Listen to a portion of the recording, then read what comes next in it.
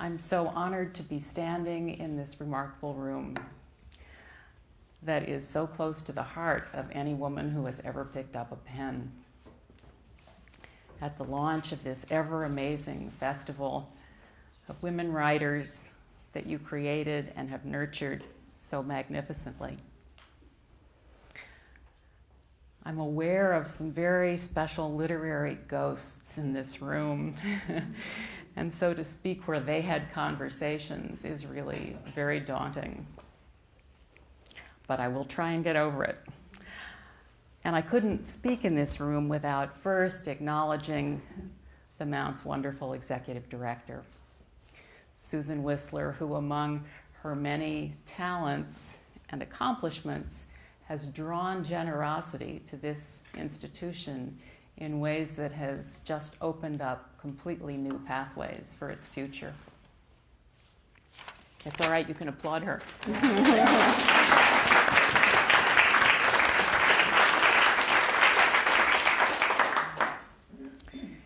And because in my house, Oscar Day has always been something of a high holy day, I'm thrilled to be as close to a warm-up act as I ever will be. It's especially wonderful to be with so many friends, as well as new faces. And when I say good friends, I refer especially to many of you who smiled lovingly at me over these 5 years of writing the book as I yammered on and on about generosity. You know who you are, and I won't embarrass you. Well, maybe 2 of you. Tresca Weinstein, who I don't think is here, was the angel editor and writing partner that made my early words somehow become a little bit elegant. And Heather Rose, who envisioned an early design for the book's proposal that one senior editor said made it impossible to say no. The book simply wouldn't exist without either one of them. So now I can hear a friend standing over my shoulder saying, "Barbara, enough goo."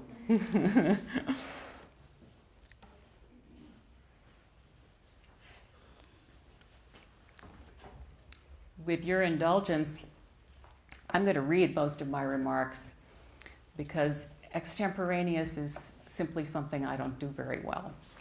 And the right words today are really important to me. So thank you for bearing with me as I depend upon the written word. I'm going to talk to you today about essentially 3 things: the power of inspiration and a new understanding of generosity will be the focus of my remarks.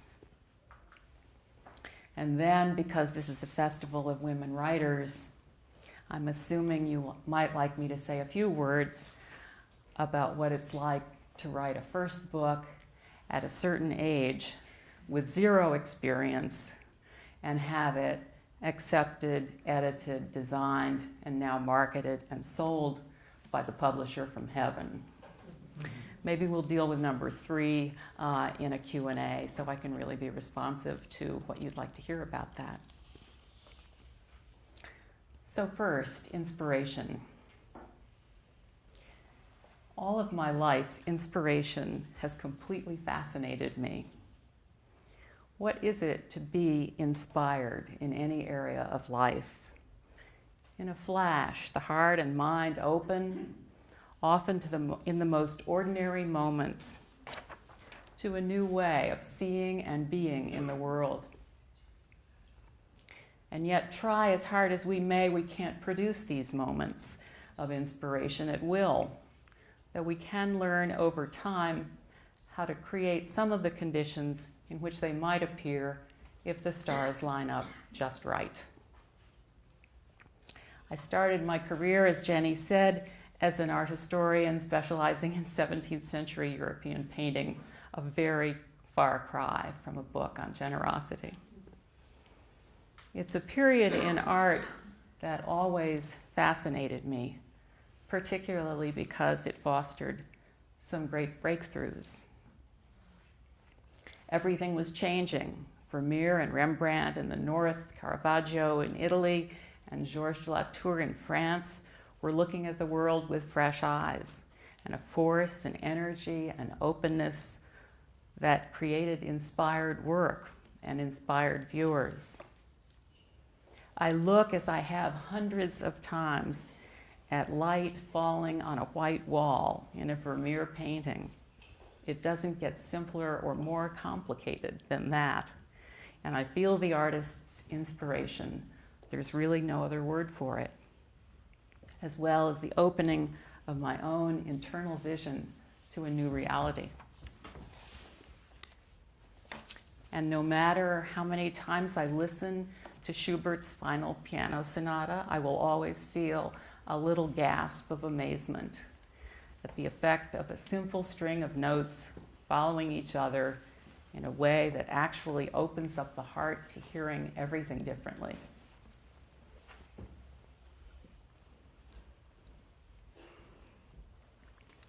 And when I saw the recent production of Glass Menagerie with Cherry Jones, I had an experience of inspired theater. I had seen and read that play so many times I didn't think there were any more surprises. But that is what great art does. And I left the theater not only seeing that play with new eyes, but seeing theater itself differently. And that, I believe, is the power of inspiration. So, a love of life's inspired moments, the knock your socks off, change your life forever, love at first sight kind of moments, has always been with me and appears to only be picking up steam. As I took the plunge into studying generosity, I soon saw how witnessing moments of profound generosity can change our orientation and make us want to stand in a new place, perhaps ultimately even a new life. After a professional lifetime of working with some really great philanthropists, I spent a lot of time thinking about generosity.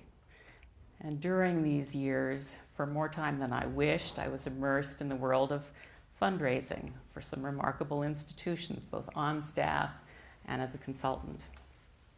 Now, mercifully, I have graduated to essentially being a strategist in the field, working with CEOs and boards and donors to help make their organizations flourish.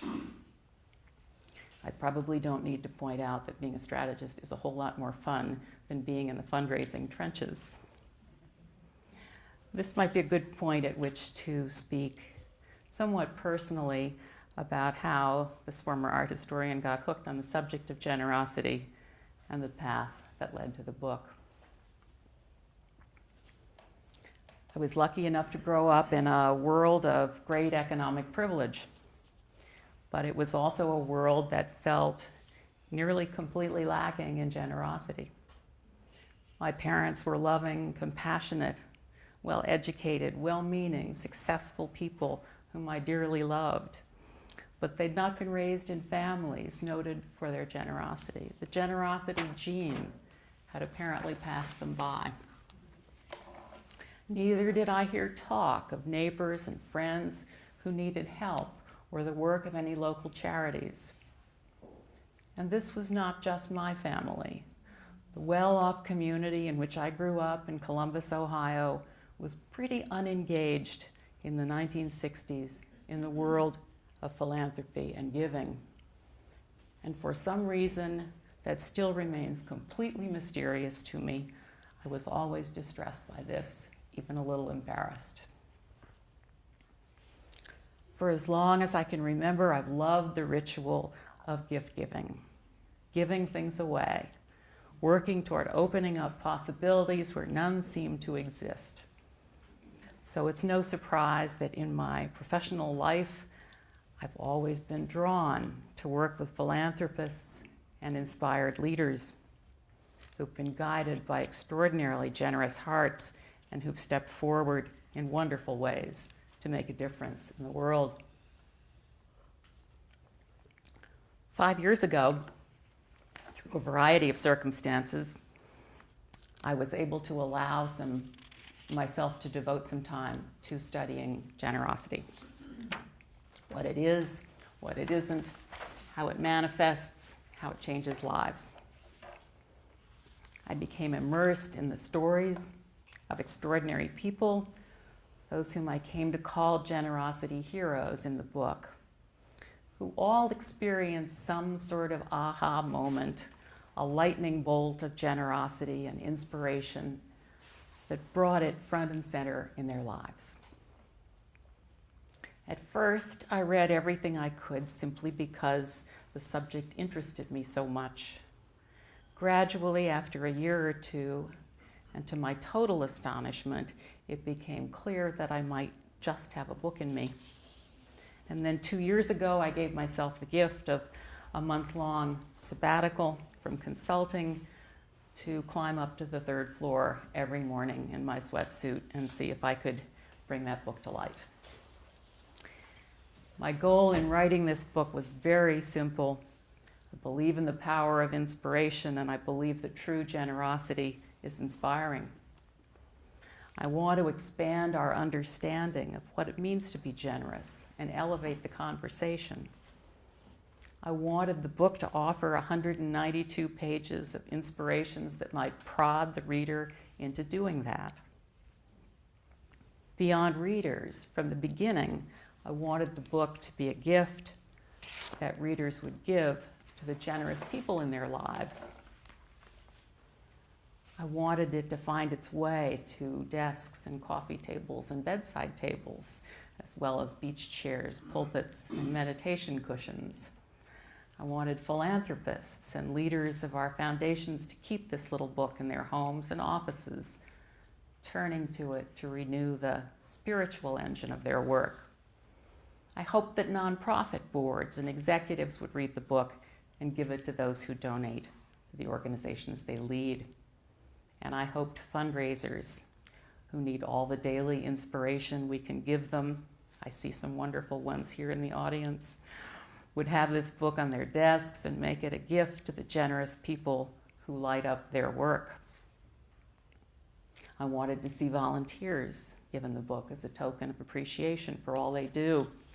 And I even dare hoped, and still do, that our elected officials, whom you might agree could all use just a little more spirit of generosity, might find this book a source of inspiration.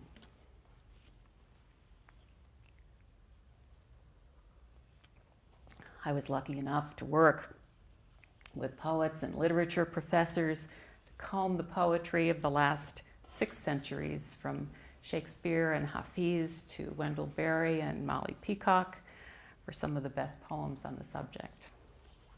Over this time, I also collected 150 inspiring quotations that resonated with me very personally.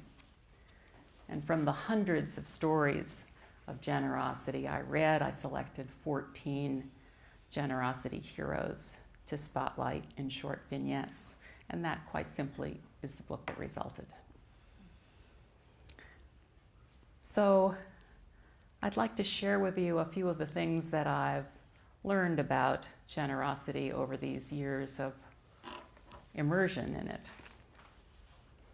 Far too often, our contemporary culture, generosity is considered synonymous with giving away money, often lots of money. And the media does nothing to disabuse us of this notion. But we all have something to give. Our time, our caring and caretaking, a kind word, a smile, and encouragement, and material gifts of all kinds. But all giving is not necessarily generous. You can give with the expectation of receiving acclaim for your gift. You can give to create a certain outcome that will benefit you personally. You can give in order to be in the company of people who will be impressed by your ability to give. And you can give from a generous place in your heart that propels you forward to provide what's needed with little concern for applause and recognition for yourself. And you can tell from that that I have a really soft spot in my heart for anonymous donors. I chose one of my favorite quotes to start the book from the 14th century Persian poet Hafiz. Even after all this time, the sun never says to the earth, "You owe me." Look what happens with a love like that. It lights the whole sky. It's wonderful, isn't it? I believe that generosity is an activity that can quite simply change the world. It works its magic on one person at a time, and then almost effortlessly, its beautiful magnifying force can animate families, organizations, communities, cultures, and the world at large. Unlike its close cousin, compassion, generosity requires action. To be a generous person, you must act. You can't just think about it. In many ways, generosity is compassion in action, and it is certainly love in action. It's no surprise, then, that it lies at the heart of all the world's great religions. Generosity is also a practice. As with anything we practice, we get better at it over time. It's a muscle that needs exercise. It goes without saying that generous actions have impact on the beneficiaries, but they also change the lives of the generous in many profound ways. Being generous can transform our place in the world and how we see things. I believe it can be revolutionary. It is certainly contagious. It is often quite bold, ignoring the advice of friends and family and moving forward with courage and conviction. There is some fascinating new scientific research going on at centers around the country that convincingly points to the fact that altruism is an inborn human quality observable even in very young babies. Stanford, Berkeley, Stony Brook all have initiatives studying generosity. At Notre Dame, there's a discrete division titled The Science of Generosity. When I started this research, I was lucky enough to be invited to a small conference in Zurich, hosted by His Holiness the Dalai Lama, and consisting of neuroscientists, economists, and Buddhist teachers contemplating just that question. I snuck in through the Buddhist door. I'm sure you can imagine how fascinating those conversations were, and because His Holiness was in charge, they were also just lots and lots of fun. Generosity gives us a sense of connectedness. It breaks apart our sense of isolation that is so widespread in contemporary culture. As Dr. King said, we are all part of an inescapable network of mutuality. And I love the wisdom of the poet John O'Donohue, who says, "A generous heart is never lonesome. A generous heart has luck." The lonesomeness of contemporary life is partly due to the failure of generosity. We must feel a degree of gratitude for what we have in order to act generously. There are two quotes I love that illustrate this point. This from Sally Tisdale. "Once I was young, poor, and generous. Now I have a house, a car, and a savings account, and I'm not so generous." Gratitude, the simple and profound feeling of being thankful, is the foundation of all generosity. This is still Sally talking. I'm generous when I believe that right now, right here, in this form, in this place, I am myself being given what I need. Generosity requires that we relinquish something, and this is impossible if we're not glad for what we have. Otherwise, the giving hand closes into a fist and won't let go. And Buddhist teacher Galak Rinpoche says, I love this one, when you're practicing generosity, you should feel a little pinch when you give something away. The pinch is your stinginess protesting. In giving away the old worn-out coat you wouldn't be caught dead wearing, That is not generosity. There's no pinch. You're just cleaning out your closet and calling it something else.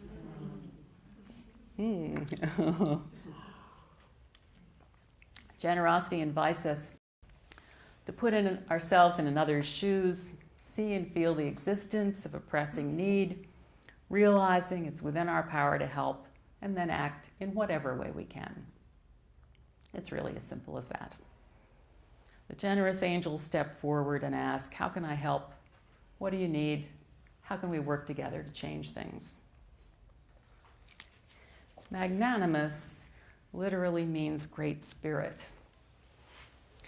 How does this great spirit show up in our lives in ways not normally associated with our culture's rather narrow definition of generosity? Here are a few ways I've seen it manifest. Giving the benefit of the doubt. Not holding a grudge. Forgiveness. Helping others succeed. Going the extra mile.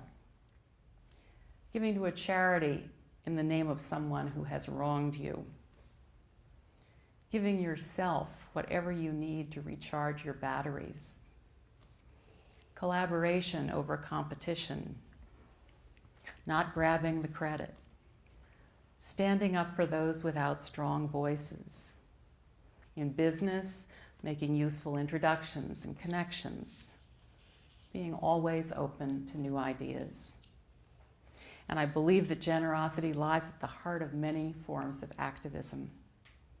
I think here of immigration reform to undo the great harm we've caused to so many who want to live here, and prison reform to end long and unjustified sentences and cruel treatment for first-time nonviolent offenders.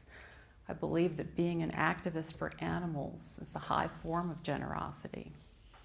And highest on my list is activism for the environment, an act of generosity which can hold the greatest gift for future generations and the entire world.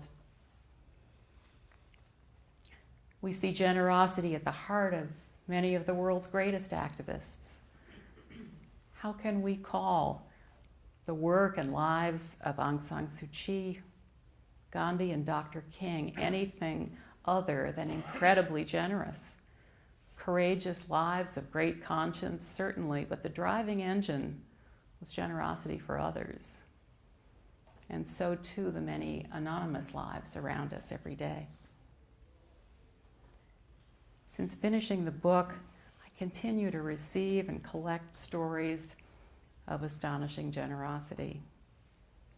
What drove so many to rush into and not away from the bomb site of the Boston Marathon? Courage, certainly, but the engine driving that courage was generous concern for others that they didn't even know.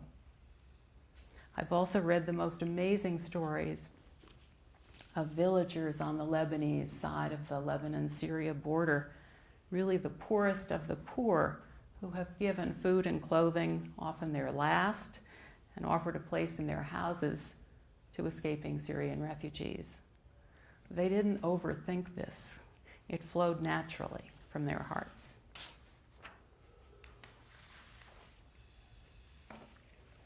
We live in a culture in which philanthropy is everyday news. We're surrounded by an impressive army of philanthropic billionaires who put large chunks of their fortune to work for the greater good. Successful, socially aware leaders like Warren Buffett, Bill Gates, and George Soros have poured vast sums into nonprofit organizations designed to dramatically improve the quality of life of those in greatest need. In times of catastrophe, natural disasters, hurricanes, earthquakes, tsunamis, Americans open their hearts and wallets with great generosity. But I venture to say that in each case, the individual act of giving, whether it's $5 or $5,000, gives the donor a deepened sense of meaning and participation in the stream of life that far surpasses the amount of the gift. And while we are a generous nation, and statistics show not nearly as generous as we like to think we are, it's worth remembering that 97 million Americans live in poverty today. And when we look abroad, the numbers are truly more staggering. In our world of plenty, 10 million children under the age of 5 die every year from causes related to poverty. That's 27,000 every day. I just need to say that number one more time. 27,000 children under the age of 5 die every day from causes related to poverty. As our most noted contemporary American philanthropist Bill Gates says, is the rich world aware of how 4 billion of 6 billion live? If we were aware, we'd want to help out. We'd want to get involved. And I would add that the need might be in remote Africa or just down the block. As former President Clinton, who has now devoted much of his life's work to philanthropy, says, when we give what we can and give it with joy, we don't just renew the American tradition of giving, we renew ourselves. I believe that one of the great paradoxes of our time of increased interest in philanthropy is that we are also the most self-involved, materialistic, grasping, distracted, ridiculously over-consuming culture in recent memory. Even the professions of philanthropy and fundraising sometimes seem to have lost their way, endlessly polishing their systems, policies, and procedures. They sometimes seem to forget that they provide the dynamic link between generous individuals and enormous needs. All too often, fundraising crosses the line into persuasion and arm twisting to extract large gifts and meet ever-increasing institutional goals. We create relationships of exchange where we'd be far better served developing cultures of generosity. And I believe it's up to those of us who work in the nonprofit field to help create those new cultures. So now I'd like to switch gears and give you just a few little tastes of the book itself. First, I'd like to turn to 3 very short vignettes of the generosity heroes who are walking the talk. And I should add that of the 14 heroes in the book, none are famous and only one is wealthy.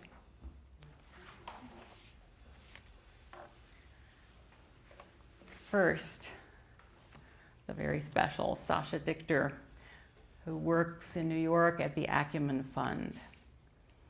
He was taking the train home to Westchester one evening after work, and as happened quite often, a beggar came onto the train asking for money, which he said would be used to purchase food and supplies for the homeless. Also, as usual, everyone was turning away and saying no, including Sasha. But then, after getting off the train, Sasha experienced an aha moment, what I call a lightning bolt of generosity. As he later said, I wanted to stop saying no. I needed to break this habit. I decided I was hiding behind what is smart. No can become who you are. I needed a new habit and a new reflex.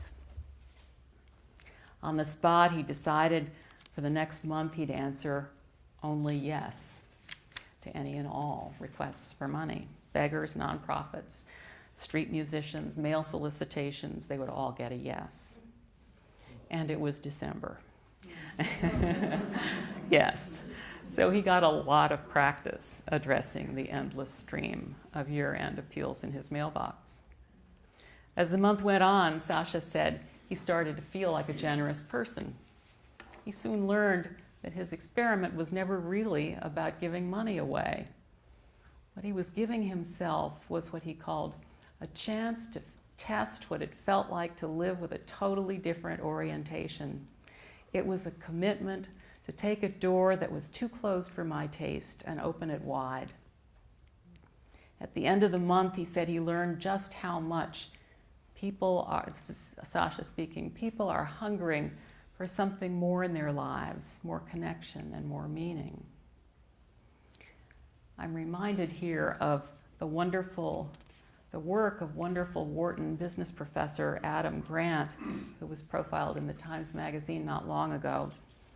Adam's thesis in his book, Give and Take, which I really recommend to you, is that generous people are successful and not the other way around. In his recent article titled The Number One Feature of a Meaningless Job, Adam had some fascinating statistics to back up his theory that that feature is a sense of not helping others, of not contributing in some way to making life better. I also tell the story of Betty Lonergan, who's now become a friend, the author of 2 books, who after a successful career in advertising faced a crossroads in her life. She'd lost her job, watched her investments dwindle in the economic meltdown of 2008, become an empty nester, and lost her father. Her life was in crisis, and then Betty went to the movies. She saw Julie and Julia, which chronicles Julie Powell's culinary adventures as she cooked her way through Julia Child's famous Art of French Cooking, one recipe each day. As Betty stood in her kitchen the next morning, she rolled over and over in her head a new question: how could she be of service in a way that would allow her to inspire a wide audience? She took half of her $75,000 inheritance from her father and decided to create what the Huffington Post was later to call 365 love letters to the world by giving away $100 every day for a year to a worthy nonprofit that she researched and then wrote about in her blog, which she called 365 Days of Putting My Money Where My Mouth Is. Like all the generosity heroes in my book, Betty didn't feel she was doing anything remotely virtuous or noteworthy. In fact, she felt like the recipient of the gift, not the donor. I'm lucky, lucky, lucky. Am I paying it forward? No, I'm paying it backward. I've been given so much. Like Sasha, it was never really about the money. She was standing in a completely new place. And finally, there's the wonderful Mary Donnelly, an 83-year-old mother of 7, grandmother of 6, who lives on Block Island and has become something of a legend. The longest working employee of the state of Rhode Island, Mary has been the public health nurse on this doctorless island for 55 years. In a place where house calls are still the routine manner of healthcare delivery, she attends to the medical needs of a year-round population of more than 1,000. In her work, she sees the often crippling financial needs of residents whose income drops off dramatically when the wealthy second homeowners and vacationers depart after Labor Day. As unemployment can climb upwards of 27% in the winter months and essential fuel, medical, and electric bills go unpaid, many of Block Island's residents have come to rely on the generosity of what they call the Mary D. Fund. Supported entirely by contributions from individuals who hear about her work, Mary gives away about $50,000 a year in small individual gifts. She oversees all requests and interviews applicants herself. She has only 2 stipulations. Recipients must be year-round residents, and Mary has to pay the bill herself, helping recipients avoid the temptation of what she calls the poor people's pub. In deciding which requests to grant, Mary says, I work with my heart instead of my head. Running her fund this way, over the years, she's helped over 30% of the islanders. When applauded for her work, Mary says, I'm an ordinary person who's been gifted with this. They all say that. And finally, I'd like to close with a few of my favorite short quotations from the book that I think you might especially enjoy. They sort of run the gamut here. From Thornton Wilder. Money is like manure. It's not worth a thing unless it's spread around, encouraging young things to grow. Maya Angelou. I've learned that you shouldn't go through life with a catcher's mitt on both hands. You need to be able to throw something back. Samuel Johnson. True measure of a man is how he treats someone who can do him absolutely no good. Betty Reese. If you think you are too small to be effective, you have never been in bed with a mosquito.